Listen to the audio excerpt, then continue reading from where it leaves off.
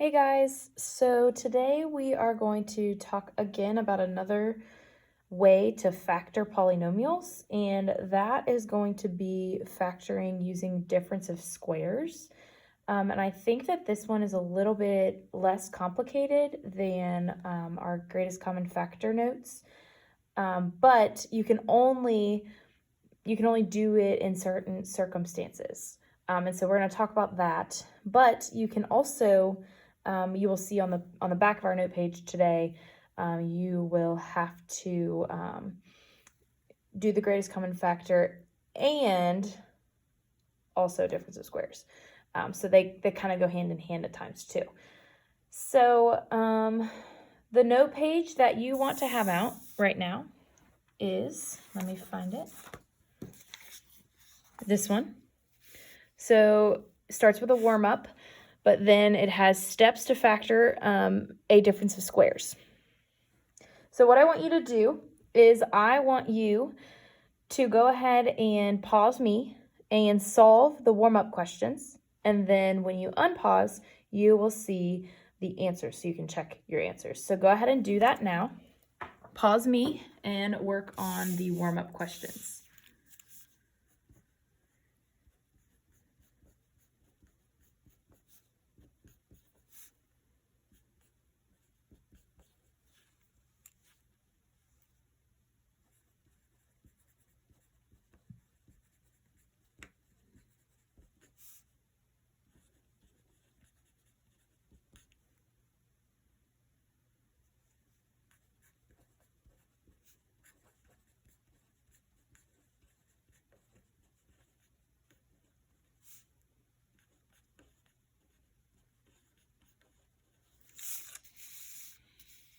And those are your answers.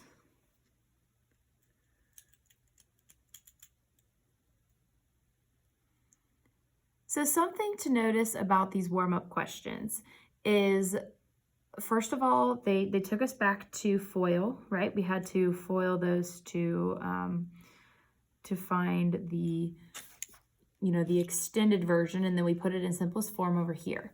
Now, what they wanted you to notice is that, first of all, these binomials have one has a plus, one has a minus. So that resulted then over here in our middle terms canceling out. Each time, negative 4x and 4x cancel out. Negative 5m and 5m canceled out, and so on. So the middle term went away because we had a positive and a negative, and so that canceled out the middle term. When that happens, the result then is a difference of squares. So these three products are what you would call a difference of squares.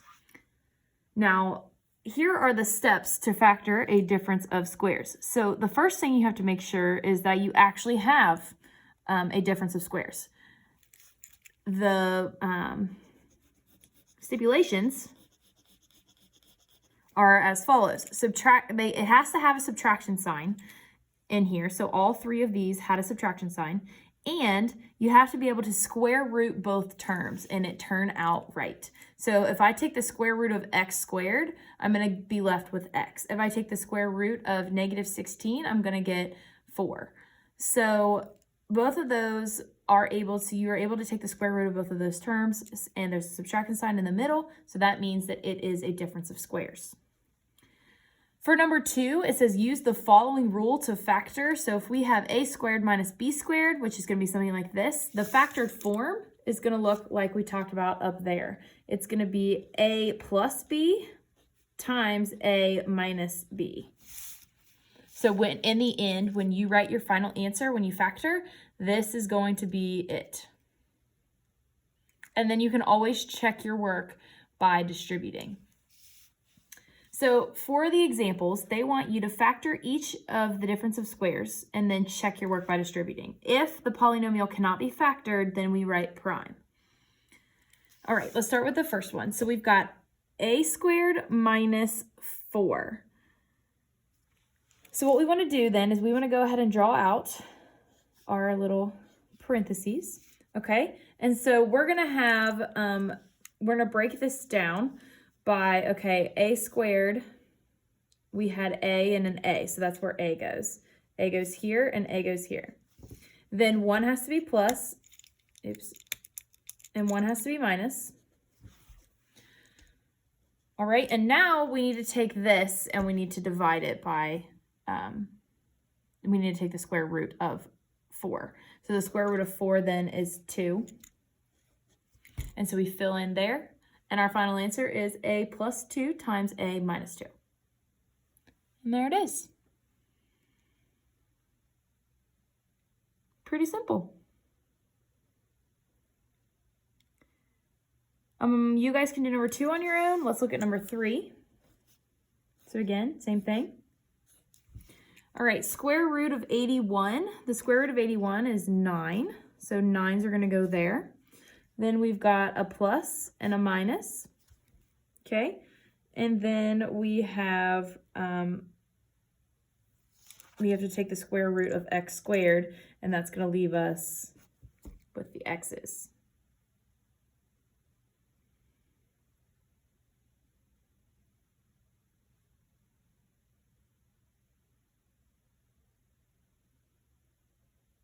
And yes, in this case, we can write it like this because that's the way this is set up. Because it's a negative x squared. We could rewrite that as negative x squared plus 81. And then our factored form would be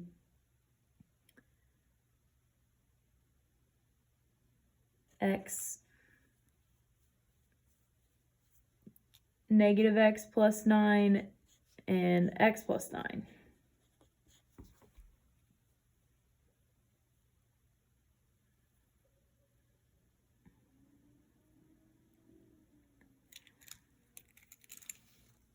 But again, this is the answer that we are looking for.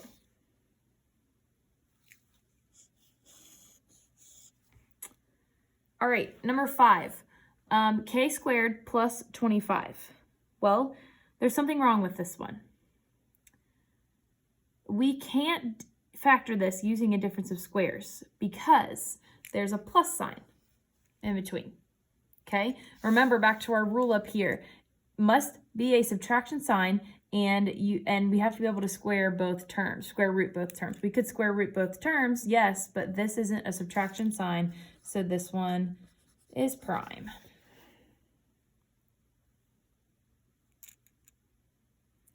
Let's skip down to number 11 down here.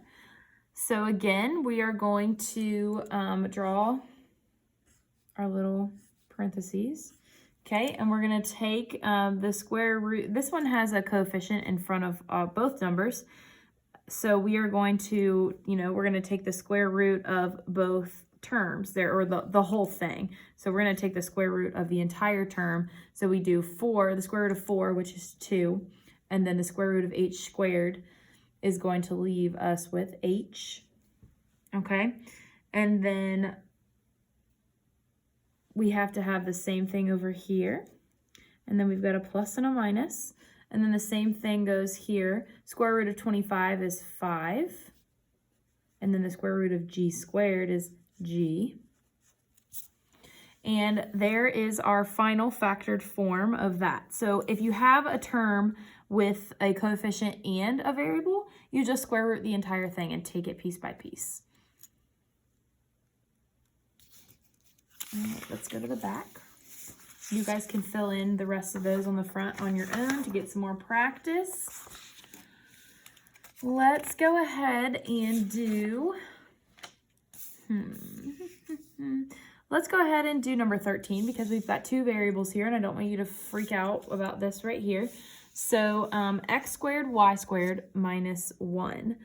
So again, we need to take the square root of the entire thing. So the square root of x squared is x, and the square root of y squared is y. So our first term is going to be xy. Then we have a plus sign here and a minus sign here. And then we have the square root of 1, which is just 1. Super simple. I'm also going to do number 14 just because it has a larger exponent. And just to point this out to you, So again, same idea. We need to take the square root of the entire term. So square root of 81 gives us 9. All right, and then we have also n to the fourth. So the square root of n to the fourth, we take the square root of that exponent, it's going to give us n to the second. So we've got 9n to the second, a plus and a minus. And then the square root of 25 gives us a 5.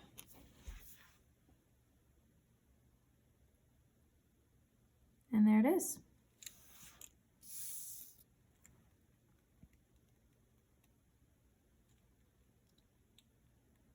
So the next part, they are examples with greatest common factor.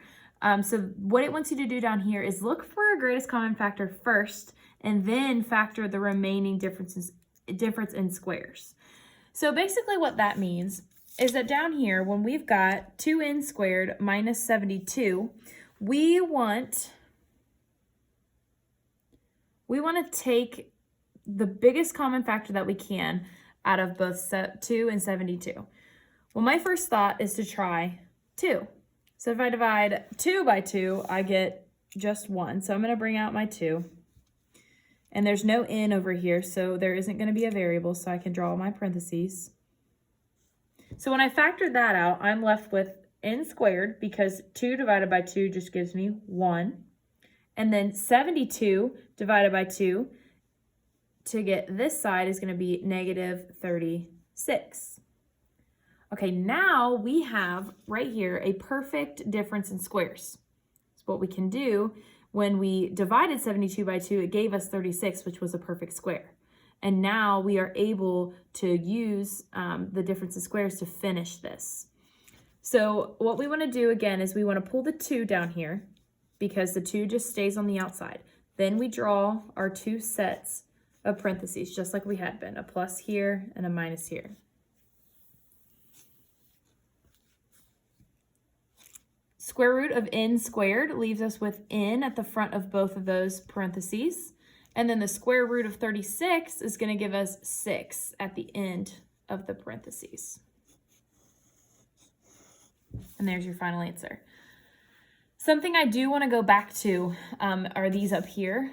I highly suggest, honestly, to go ahead and, draw out your parentheses and set them up, just so you know that one's going to be plus, one's going to be minus, and then you just have to plug in your numbers when you find them.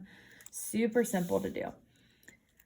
So I want to challenge you to do at least 5 of these with the greatest common factor and then the difference of squares. So the goal is to find a common factor that you can pull out that's going to give you something in parentheses that you are able to do the difference of squares with. So I'll do one more with you. 18 and 50, the greatest common factor is going to be 2. So I'm going to pull out a 2. All right, then we have to divide 18 by 2, and we're going to get 9, and our x squared follows. And then 50 divided by 2 is 25. All right, now we have 2 terms that we're able to take the square root of, and that's what we want.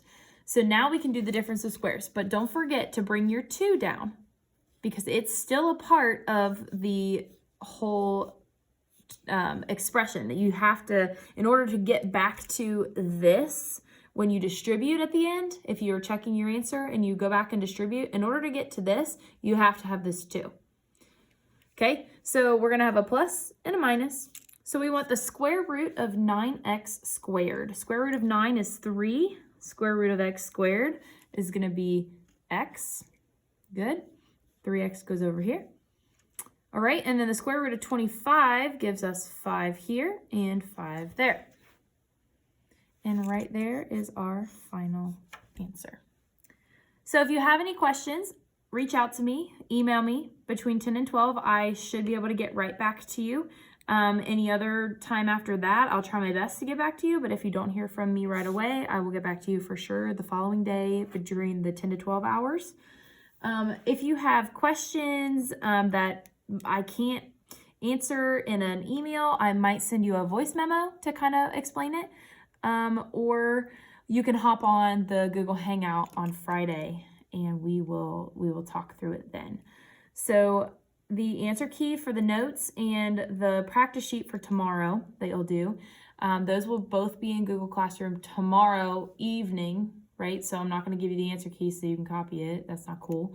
So it will be up there for you to check your answers after you finish it. So I think that's all I've got for you all. Have a good day.